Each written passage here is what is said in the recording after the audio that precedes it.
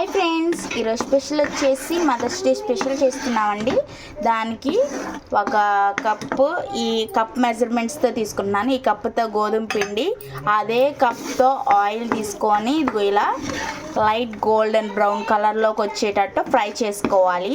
ఇది చాలా అంటే చాలా బాగుండేది ఫ్రెండ్స్.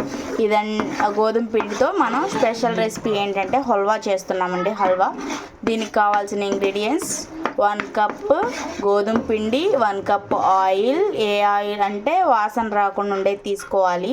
సన్ఫ్లవర్ కానీ అలా ఏదన్నా రిఫైండ్ ఆయిల్ తీసుకోవాలన్నమాట.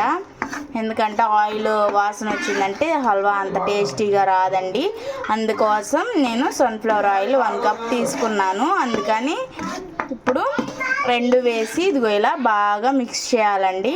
ఇది బాగా వేగిన తర్వాత అదే కప్తో 1 కప్ వాటర్, 1 కప్ షుగర్ వేయాలి.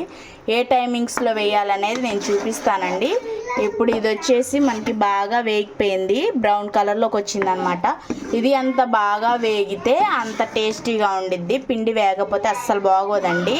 అందుకని బాగా ఫ్రై చేసుకోవాలి. మీడియం ఫ్లేమ్లో ఉంచుకోవాలండి, అది గుర్తుపెట్టుకోండి. హై ఫ్లేమ్లో అసలు పెట్టకూడదు.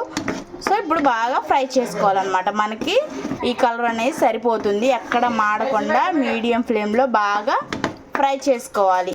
ఇప్పుడు 1 కప్ వాటర్ అనేది వేస్తున్నాను చూడండి. ఇది వాటర్ వేసాక బాగా